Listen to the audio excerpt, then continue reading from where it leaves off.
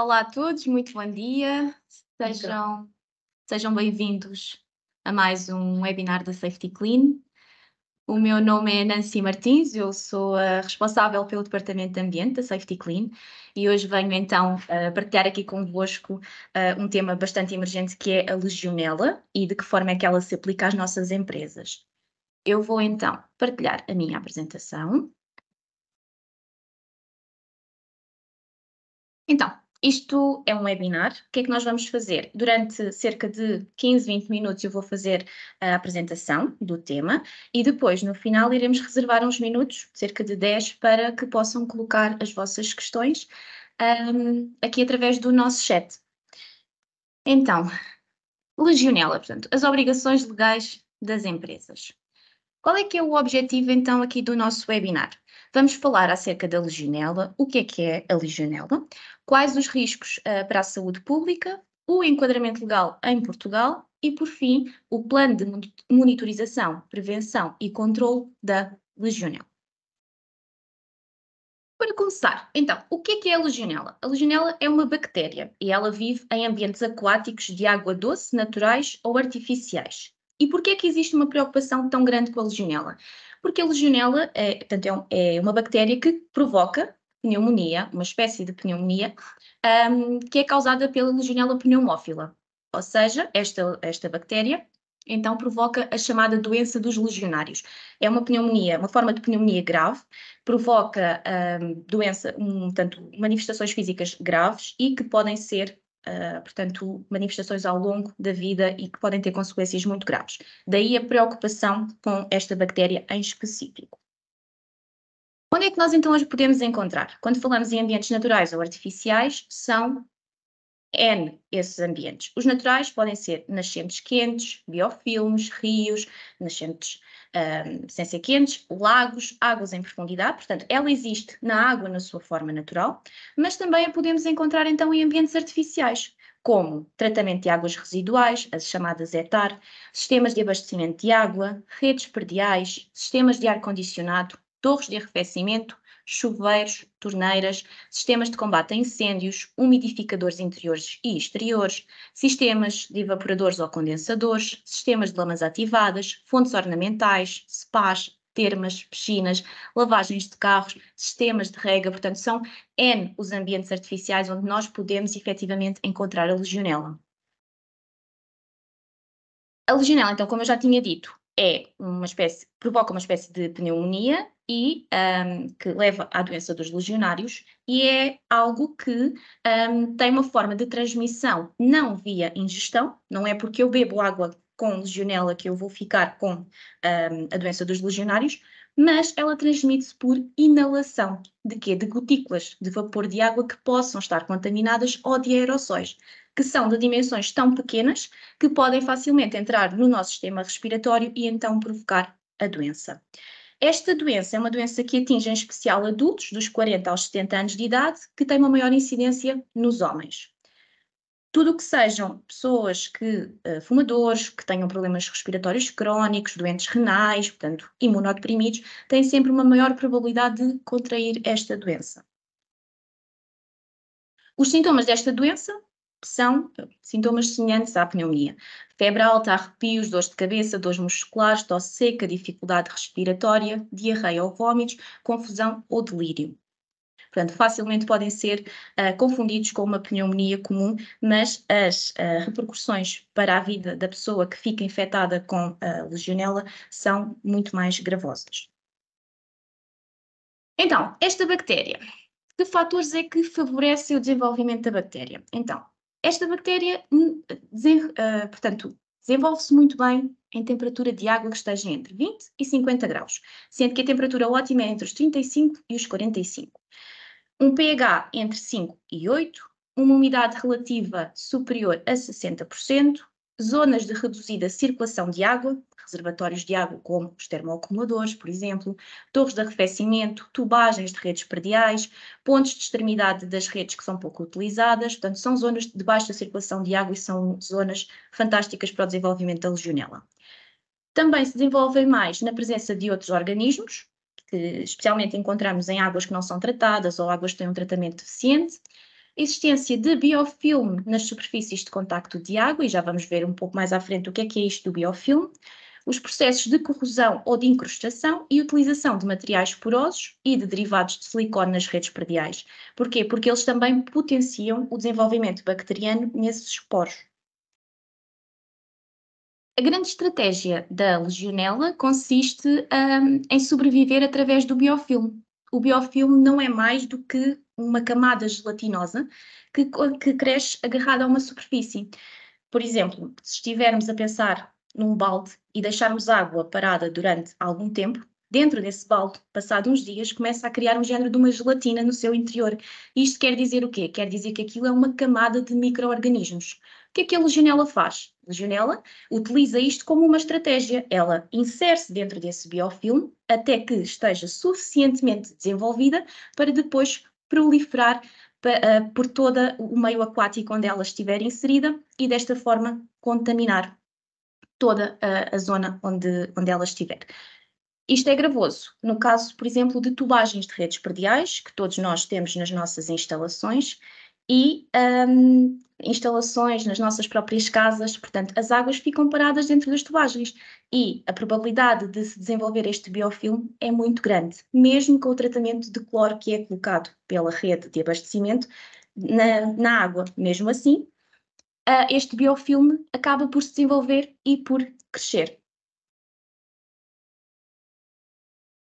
O que é que influencia a formação do biofilme? Portanto, o material de que é feito, por exemplo, a tubagem ou o reservatório onde a água está inserida, a composição e rugosidade da superfície, o grau de corrosão que é possível encontrar nestes reservatórios, nestas tubagens, a presença de nutrientes, o pH, a temperatura, portanto, tudo isto são fatores que acabam por influenciar o desenvolvimento do biofilme e, consequentemente, o desenvolvimento da Legionella, porque se cria aqui a estratégia que ela mais gosta para se desenvolver.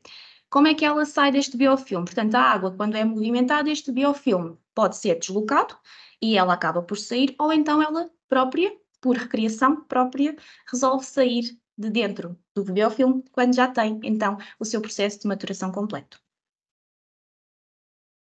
Devido a toda esta situação da Legionella e à importância que isto tem e às situações gravosas que podem advir de uma contaminação por Legionella, em Portugal existe então um enquadramento legal, foi criado enquadramento legal e tem vindo ao longo do tempo a ser aperfeiçoado.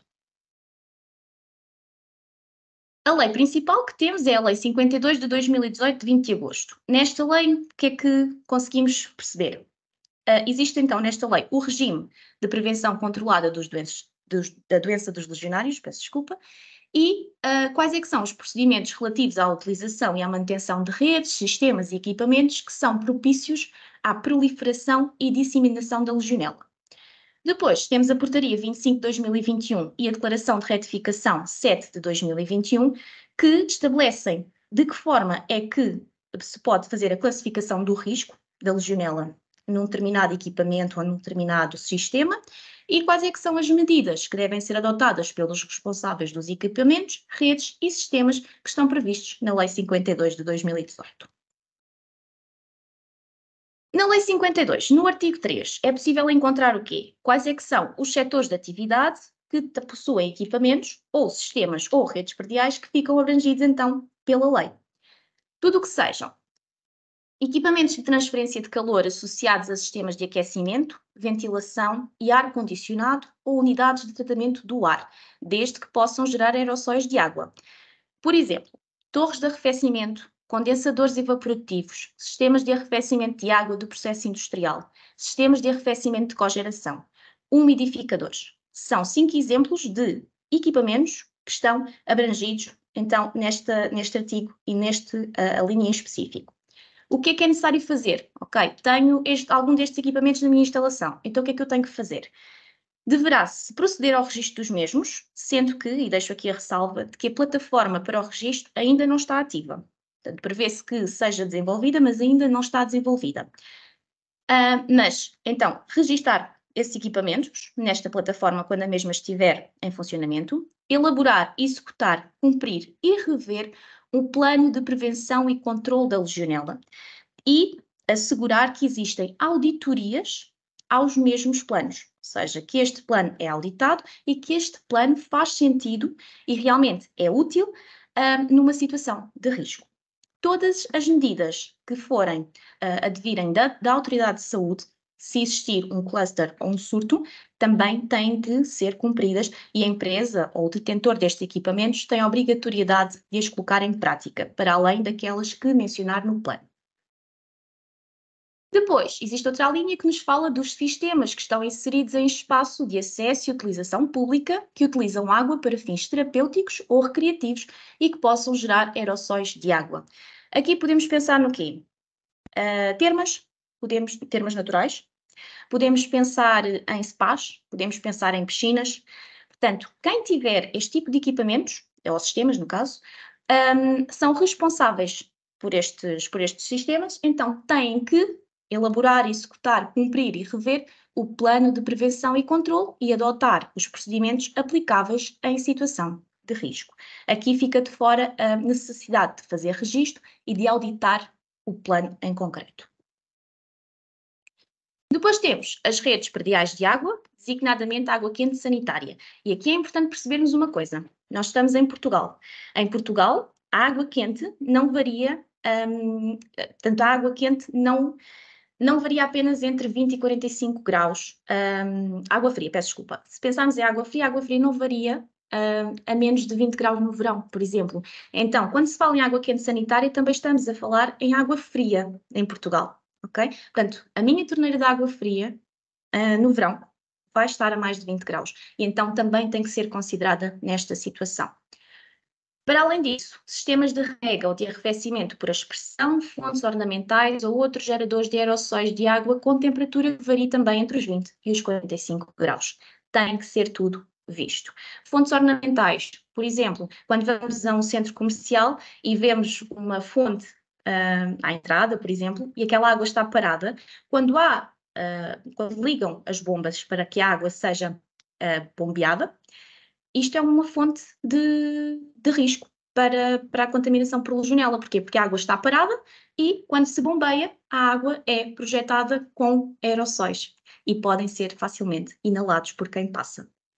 Portanto, nestes casos em concreto, os responsáveis por estes sistemas devem então elaborar um programa de manutenção e limpeza, não propriamente um plano de prevenção, mas tem que existir um programa de manutenção e limpeza, porque existem riscos e esses riscos têm que ser prevenidos, portanto, tem que haver prevenção então destes riscos da proliferação e disseminação da legionela.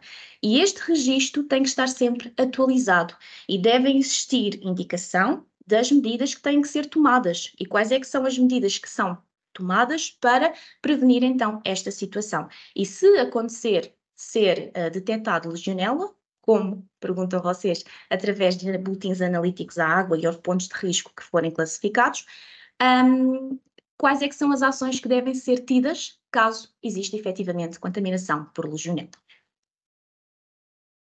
Segundo o artigo 4 deste decreto-lei, a responsabilidade pelo cumprimento do definido, que acabei agora de mencionar, recai sobre qualquer pessoa coletiva ou singular, pública ou privada, desde que seja proprietária e que tenha o controle dos equipamentos e sistemas que mencionámos anteriormente.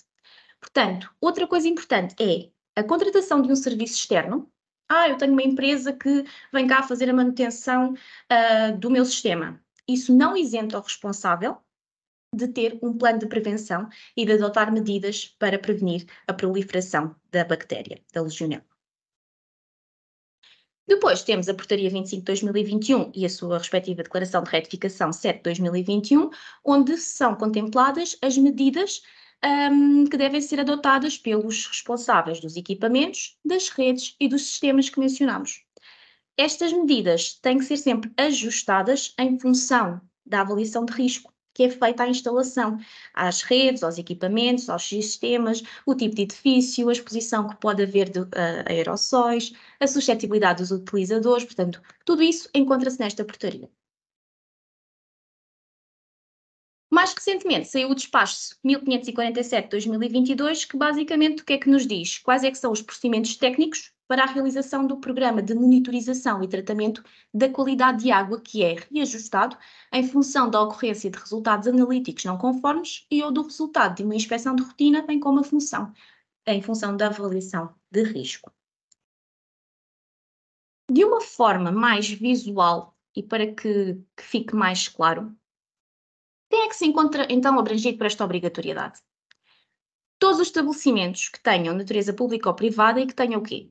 Redes de água quente ou fria, que todos nós hoje em dia, nas nossas instalações, temos água da rede.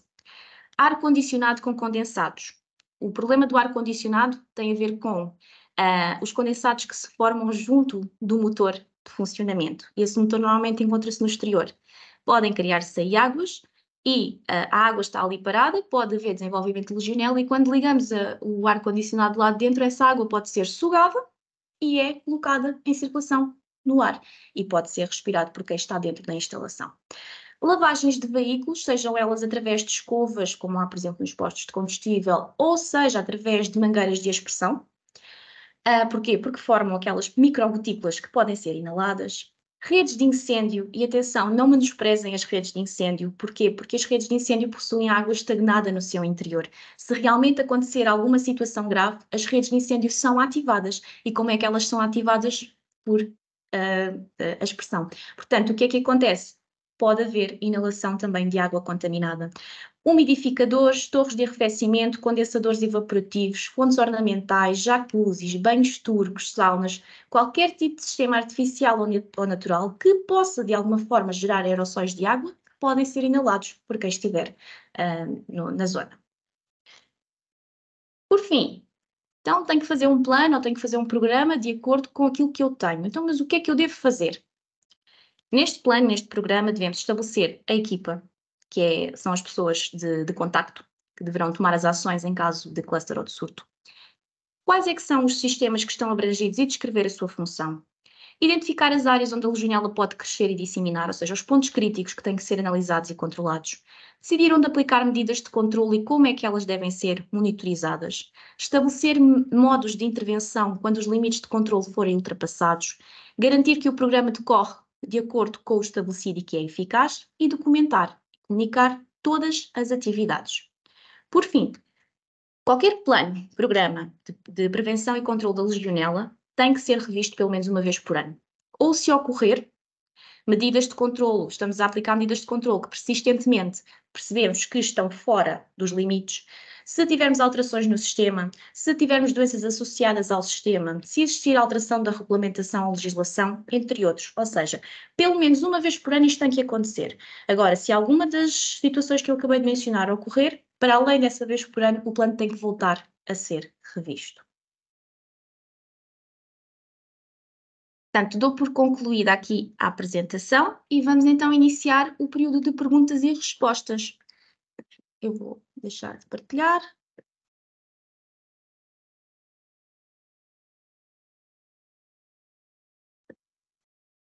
Portanto, a Ruth Souza coloca a questão. A temperatura na nossa torneira, junto do contador, tem estado entre 26 a 27 graus. Essa temperatura não pode contribuir para a evaporação do desinfetante? Pode sim. O teor de cloro que nos chega nesse ponto é o teor mínimo. Depois, nas casas de banho, já estamos abaixo das especificações. Sim, o cloro tem um problema. O cloro é muito eficaz quando injetado na rede, mas passado algum tempo ele dissipa por completo. E quanto maior for a temperatura, mais rápido é o consumo do cloro. Portanto, acaba por não ter cloro nas tubagens, no que quer que seja, e não consegue, portanto, fazer a função, não consegue contribuir para que não haja a disseminação da bactéria. Não há controle nesse caso. Quando o meu plano de prevenção pede controle de cloro residual e pH nas águas quentes mensalmente, posso usar as fitas que se usam nas piscinas, por exemplo. O plano não faz qualquer exigência de método. Pode sim, pode sim. Podem ser utilizadas as fitas para a medição de cloro residual e pH, mas eu aconselho que pelo menos uma vez por ano seja feito uma análise, mesmo por laboratório acreditado, até mesmo porque o cloro e a temperatura nem sempre são indicativos de que não existe legionela. Mas sim, pode utilizar mensalmente para ir controlando, claro que sim. A Ana Lúcia Pereira coloca, mesmo que não use a água quente na instalação, preciso ter um plano de prevenção e fazer as respectivas análises. É assim, Ana, sim, portanto, mesmo porque a questão aqui da água quente foi o que eu mencionei, é uma questão muito pertinente. Porquê? Porque em Portugal a água quente é subjetiva. Nós, quando abrimos a torneira na água fria, a água fria já está a 20 graus, por exemplo, no verão, é fácil isso acontecer, e apesar de ser água fria, também é necessário ter um plano de prevenção e fazer análise, também podendo optar pelo método que há pouco aqui, não sei o nome, portanto, a qualidade colocou essa questão das fitas para a medição de cloro residual e pH. Isabel Cristina Santos coloca como elaborar um mapa de avaliação de riscos. Bom, o mapa eu deixei ali na apresentação quais é que são os pontos que devem ser colocados no plano de prevenção. Uma avaliação de risco deve ser sempre feita por alguém que tenha alguma experiência. Porquê? Porque são pontos que têm que ser vistos, identificados e contemplados e o risco analisado caso a caso. Está bem? Portanto, nessas situações eu aconselho sempre a que seja procurada ajuda externa. Eu, inclusive, posso deixar aqui já a indicação de que nós, Safety Clean, também dispomos desse serviço, caso necessitem.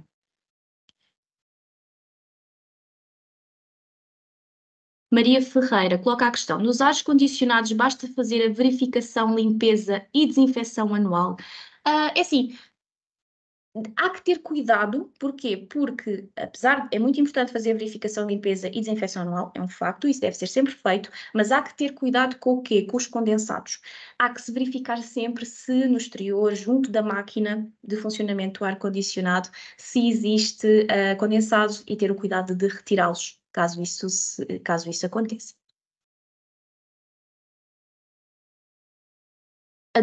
O Duarte Brazão coloca a questão: nós somos arrendatários do espaço que exploramos, somos nós os responsáveis ou o dono do espaço?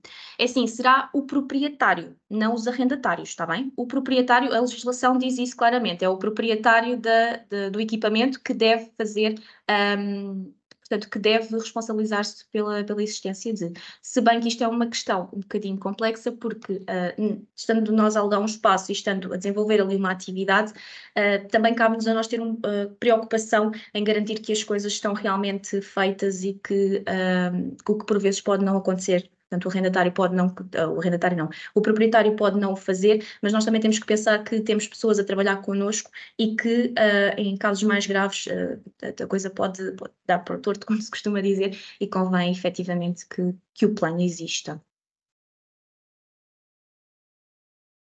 A Ruth Souza coloca a questão: existe alguma forma de contornar esse problema? Ou seja, alguma forma a que a temperatura nesse ponto não seja tão elevada? Ou aconselho a implementar um sistema de desinfecção adicional? Isso depende do que é que estamos a falar, Ruth, de qual é que é o sistema. Por exemplo, se estivermos a falar de um termoacumulador, temos que garantir que a temperatura é aumentada para o ponto mais de 50 graus, que é quando é o ponto menos favorável ao desenvolvimento da legionela, por exemplo. Se estivermos a falar de tubagens, isso já é mais complexo. Então, aí já seria necessário considerar a colocação de um desinfetante adicional, mas isso tem que ser visto caso a caso, situação a situação e sempre por alguém com experiência para.